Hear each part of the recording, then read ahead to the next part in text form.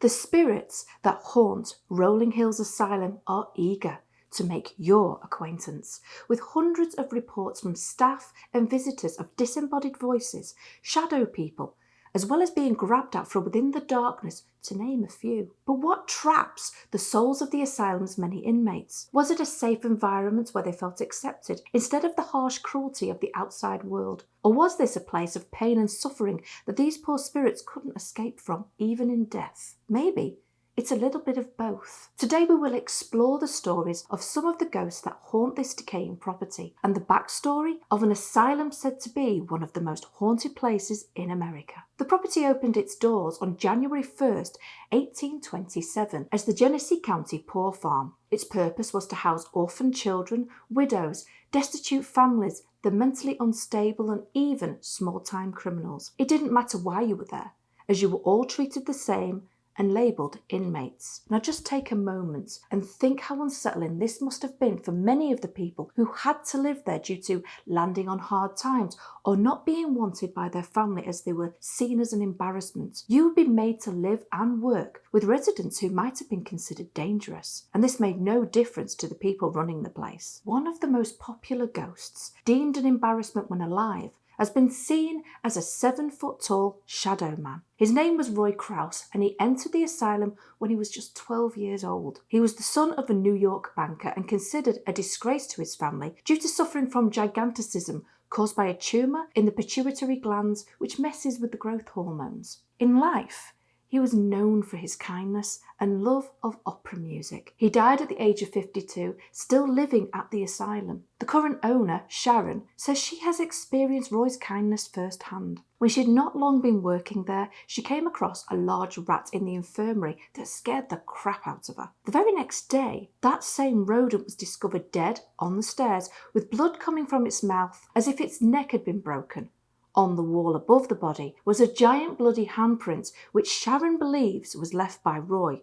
She feels he witnessed her distress and so killed the creature for her. Other people that would be deemed a blight on their family or hard work were really just misunderstood, and it's horrifying to think such harsh treatment happened to innocent people. You see, under this heading would be people with medical issues like epilepsy, Alzheimer's and Tourette's, to name a few. But men would leave their wives here as well if they were deemed unruly. In other words, if a woman was strong-minded, because you couldn't be having that kind of behaviour back then. In the psych and solitary confinement area, there are iron brackets hanging from the cement walls. It's believed that the people listed difficult would be chained here for extended periods of time. Visitors to this area today have described feelings of nausea, with some people even being hit or pushed while exploring the cells. While living at Rolling Hills Asylum, everyone had to pull their weight, and this meant working the farm, which was over 200 acres. You'd be expected to raise cattle, grow fruits and vegetables, as well as canning various items. There was even a workshop where coffins would be built for any of the inmates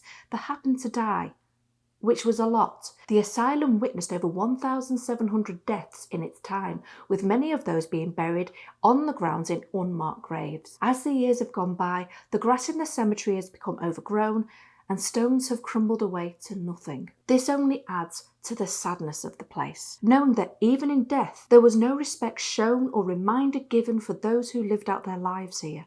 So in this area, people have said they feel a sense of unease, as if being watched. There are certainly enough dead laid to rest here, so it's not really a surprise that some spirits would want to linger. In 1828, a stone building was attached to the asylum and was meant for confining those who seemed troublesome. Sadly, this opened up many tales of abuse for which Rolling Hills Asylum became well known for. One particularly nasty nurse was said to be known for her cruelty and feared by patients and staff. Her name was Nurse Emmy, and many believe she studied black magic and performed satanic rituals on the residents. This cruel bitch can be seen today roaming the halls of the asylum and heard laughing and banging doors behind her as she goes about the infirmary. By 1964, it became Genesee County Nursing Home, but didn't stay open for many years due to code issues. A lot of the old dorms and outbuildings were torn down at this point due to fear of vandalism and vagrants. One such resident of the nursing home can be found on the first floor of the East Wing, and her name is Hattie. In life she was blind and would call out all hours of the day and night for help from the nurses. An EVP machine was left in her old room at one point, and a voice could be heard calling out, "Hello?" Now, wanting to clarify whether her suspicions were correct, Sharon played the recording to a former employee who was stunned to hear Hattie's voice again after so long. Many visitors to the asylum have heard her yells for help as they walk by her room. How do you feel you would handle this? Would you say hello back and see what Hattie wants?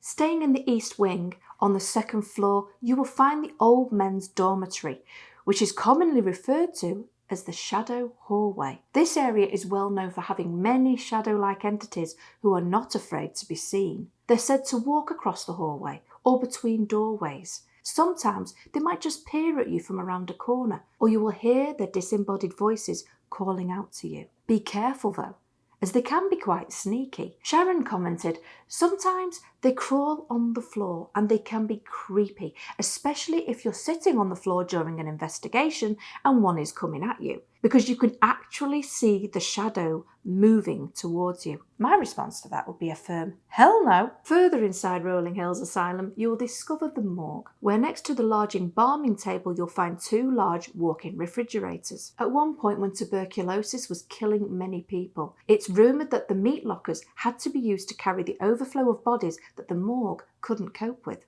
As you can imagine, this area has witnessed a lot of sadness and is a hotspot for paranormal activity today. Ghostly voices can be heard whispering from the corners of the room, as well as objects being moved by unseen hands. Visitors have also been attacked by ghosts in this area, with people describing being pushed and knocked off their feet. Now, other hotspots around the asylum are the ladies' restroom, where an old woman has been seen lingering around. In the basement, toys will move around on their own as if children are still playing with them. One area known as the Christmas room, which was where the children would get to see Santa, has a rocking horse that will move on its own, as well as a shapeless black mass that moves about the area. In the recreation room, visitors have seen chairs moving and ghosts sitting on the seats as if still going about their day as they did in life. As you can see, Rolling Hills Asylum may have ceased operation, but its residents never left. Owner Sharon has a theory about this. It's the only home that a lot of these people ever knew. They felt attached to this place. Some of them lost their homes.